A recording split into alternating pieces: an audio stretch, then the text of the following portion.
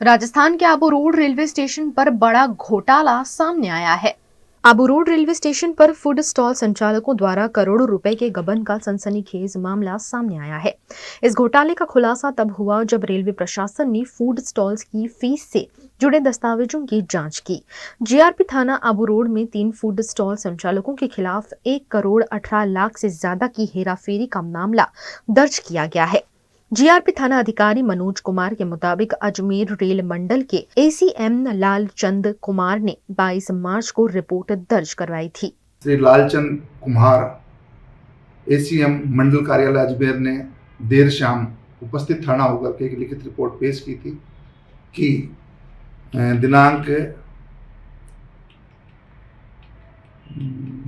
ये है 18/1/2023 से लेकर के और 17/8/2024 के बीच में रेलवे स्टेशन पर स्थित जो फूड कैटरिंग की स्टॉल्स हैं उनकी फीस के संबंध में जो रेलवे की जो निर्धारित फीस है उनको जमा करवाने के लेकर के जो डीडीयाँ बनवाई गई उनमें कुछ में काट छांट कर करके वह एक फर्जी डीडी दे करके कुल 1,18,35,239 रुपये का गबन का केस सामने आया है, जिसमें प्रकरण संख्या 31 दर्ज कर करके अनुसंधान किया जा रहा है।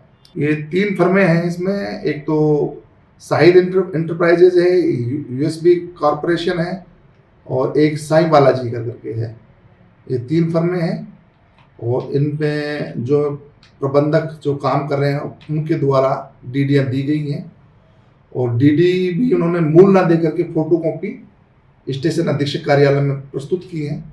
जो स्टेशन रेलवे अधिकारियों को कहना है कि जो इन्होंने ली है वो नियम अनुसार सही नहीं है और वो गलत है, तो उनके खिलाफ भी कार्रवाई की जा रही है, जिसमें कल कुछ कर्मचारियों और अधिकारियों को सस्पेंड भी किया गया इस मैटर को देखते हुए। अभी तक जो आया है अभी तो जांच का विषय है, जैसी जांच में आएगा तो यदि मिली भगती आएगी तो 100% वो आरोपी बनेंगे।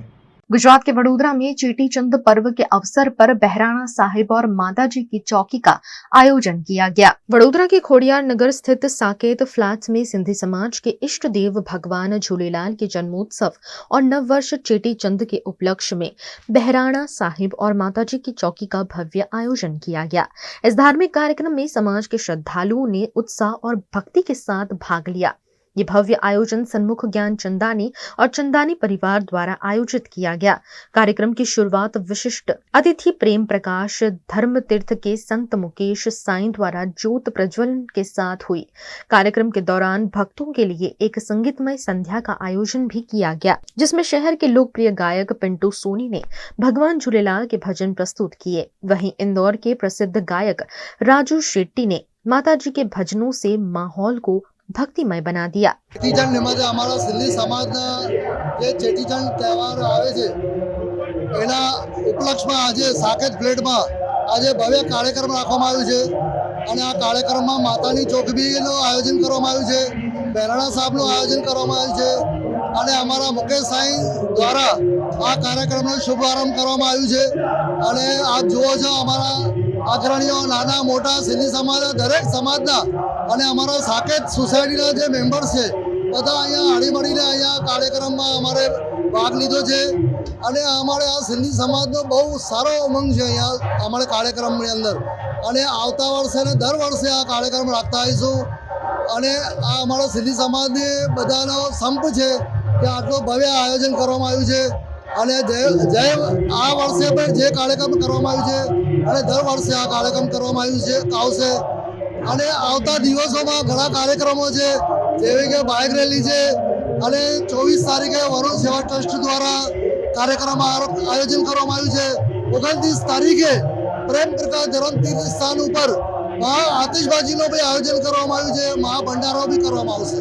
गुजरात के अहमदाबाद में बुलेट ट्रेन की कार्यवाही के दौरान क्रेन गिर जाने से 2 लोग घायल हुए हैं। गुजरात के अहमदाबाद में वटवा हाथीजन इलाके में रोपड़ा ब्रिज निकट बुलेट ट्रेन की कार्यवाही के दौरान 600 टन की क्रेन धराशायी होने से 2 लोग घायल हुए हैं। बुलेट ट्रेन के पिलर पर रखी गई क्रेन अचानक किन्हीं वजह से गिर पड़ी, जिससे ये दुर्घटना घटी। इस मामले की जानकारी फौरन दमकल विभाग और पुलिस को दी गई। National high speed railway authority के अधिकारी भी मौके पर पहुंचे। क्रेन धराशायी होने से अहमदाबाद मुंबई का रेल व्यवहार बाधित हुआ। ओवरहेड टूट जाने से मुंबई और अहमदाबाद के बीच ट्रेन व्यवस्था भी बाधित हुई। वडोदरा से अहमदाबाद जाने वाली कई ट्रेन को अलग अलग स्टेशन पर रोक दिया गया, जिससे हजारों रेल यात्री प्रभावित हुए। इस मामले बुलेट प्रोजेक्ट के अधिकारी और रेलवे के DRM सुधीर शर्मा ने कोई आधिकारिक जानकारी नहीं दी। अहमदाबाद मुंबई के बीच डाउन लाइन का रेलवे ट्रैक टूट जाने से रेलवे ट्रैक और ओवरहेड वायर को नुकसान होने से रेल यातायात काफी घंटे तक बाधित रहा। Himanshu Sales Corporation, your trusted destination for top quality consumer electronics since 1994. TV showroom से शुरुआत करने के बाद अब गुजरात के अलग अलग शहरों में हिमांशु सेल्स के electronic super stores, TV, washing machine, fridge, water purifier, vacuum cleaner, water cooler, mixer, OTG और वाटर हीटर, डिफरेंट और अपडेटेड टेक्नोलॉजी के इलेक्ट्रॉनिक अप्लायंसेस हिमांशु सेल्स में अवेलेबल। इस दिवाली अपने घर को नए इलेक्ट्रॉनिक अप्लायंसेस से सजाने विजिट करें Himanshu sales corporation. Himanshu sales corporation, G2 silver plaza, old Padra road, Vadodara, Gujarat.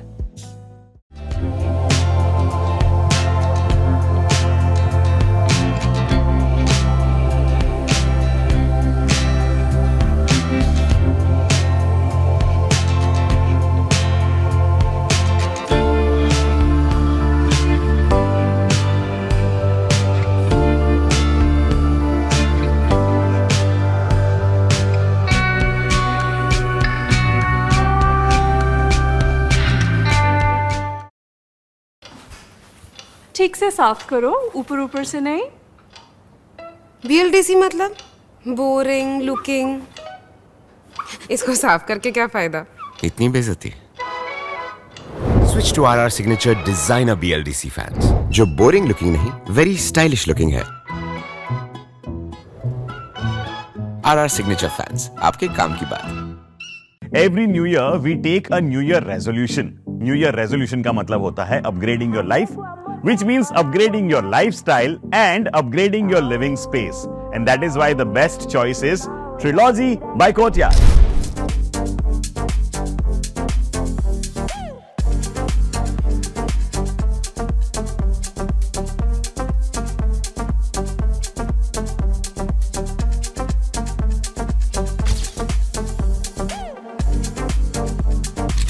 Trilogy by Courtyard. Finest architecture, world-class amenities, and a great space to live. Come check it out. Paneri embroidery अब नए रंग रूप में। आप पानेरी पहुंचे हैं तो मानो आपकी सारी शॉपिंग हो सकेगी एक ही जगह पर। पानेरी में festive collection, casual collection, nightwear, innerwear के साथ अब ज्वेलरी, कई ब्रांड के कॉस्मेटिक्स, पर्स, परफ्यूम और बहुत कुछ। बच्चों से लेकर बड़ों के लिए बेहद खूबसूरत हर कलेक्शन। ट्रेडिशनल ड्रेस चाहिए या स्टाइलिश, पानेरी में सब कुछ वन स्टॉप वन डेस्टिनेशन। खुद के लिए खरीदना हो या दूसरों को गिफ्ट करना हो, पानेरी है सबसे best. Must visit Paneri embroidery, 10 Akota stadium road, Rajnagar society, Akota, Vadodara.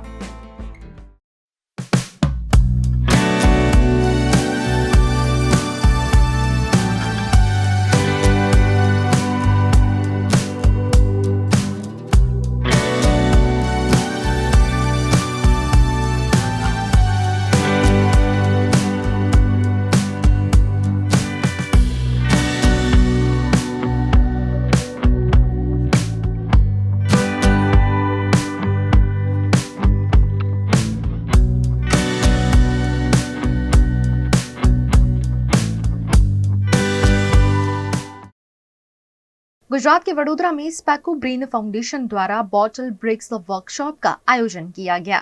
पर्यावरण संरक्षण और कचरे के पुनः उपयोग को बढ़ावा देने के लिए वडोदरा में स्पेको ब्रेन फाउंडेशन द्वारा बॉटल ब्रिक्स वर्कशॉप का आयोजन किया गया। बॉटल ब्रिक्स तकनीक के जरिए प्लास्टिक कचरे का पुनः उपयोग कर पर्यावरण को स्वच्छ और सुरक्षित बनाया जा सकता है। इस संदेश के साथ इस वर्कशॉप का आयोजन किया गया और बच्चों को बॉटल के इस्तेमाल कर अलग अलग चीजें बनाने के बारे में जानकारी दी गई।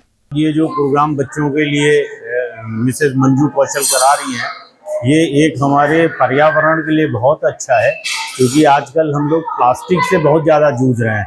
हम लोगों को हर एक जगह प्लास्टिक मिलती है और उसको फिर फेंकते हैं तो वो बायोडिग्रेडेबल नहीं है, इसलिए वो सैकड़ों साल तक पड़ी रहती है ज़मीन पे।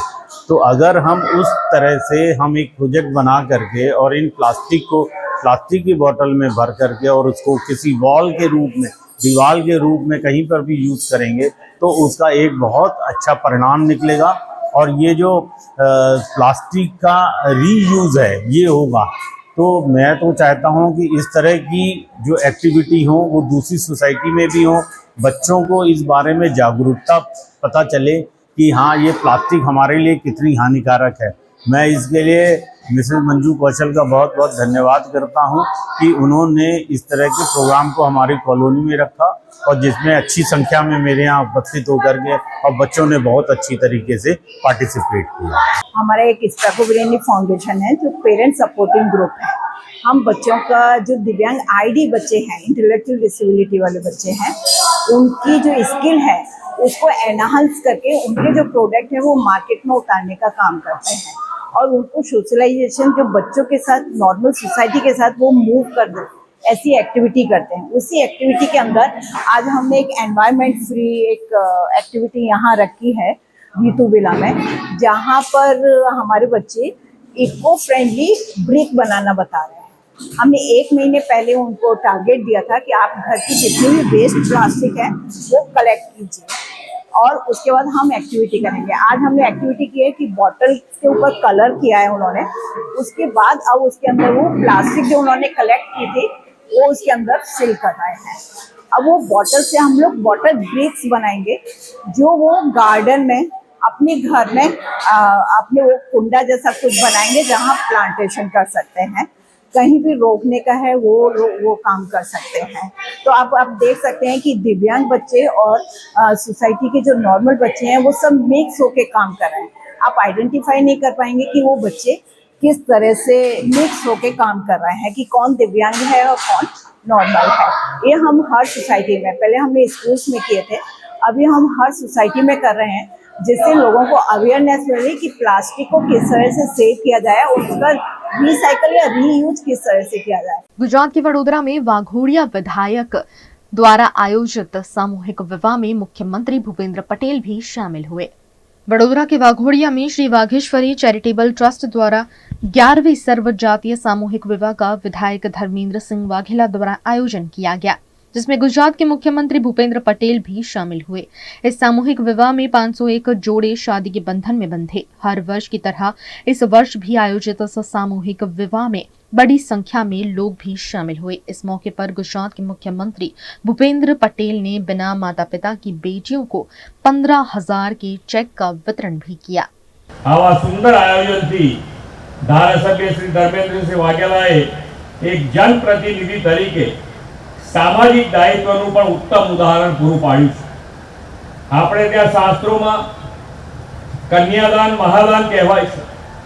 શ્રી ધર્મેન્દ્રસિંહ વાઘેલાએ અત્યાર સુધીમાં 10 સમૂહ લગ્નોત્સવ દ્વારા 2000 થી વધુ દીકરીઓને સાસરે વળાવીને આ મહાદાન કર્યું છે। પ્રભુતામાં પગલા પાડતા સૌ નવયુગલોને મારા અંતઃકરણથી આશીર્વાદ અને સુખી લગ્ન જીવનની ખૂબ ખૂબ શુભેચ્છાઓ પાઠવું છું। गुजरात के राजकोट में नमकीन कंपनी KBZ में आग से अफरा तफरी का माहौल देखने मिला। राजकोट में लगातार आग लगने की घटनाएं बढ़ती जा रही हैं। नमकीन बनाने वाली एक कंपनी में भीषण आग की घटना सामने आई। राजकोट के नाकरावाड़ी निकट वेफर नमकीन बनाने वाली KBZ कंपनी में आज सुबह 9 बजे अचानक आग लग गई। घटना की जानकारी फौरन दमकल विभाग को दी गई। दमकल विभाग ने मौके पर पहुंचकर आग पर काबू पाने के लिए कड़ी मशक्कत की। आग इतनी भीषण थी कि 50 से ज्यादा फायर फाइटर ने पानी डालकर आग को बुझाने की कोशिश की। आग का धुआं करीबन 5 किलोमीटर दूर तक देखा गया। आसपास के लोगों में भी दहशत का माहौल देखने मिला। आग लगने के बाद कंपनी के 250 कर्मचारियों को सुरक्षित रूप से बाहर निकाला गया। ऐसे में किसी के हताहत होने की खबर नहीं है, लेकिन कंपनी मालिकों को लाखों रुपयों का नुकसान हुआ है।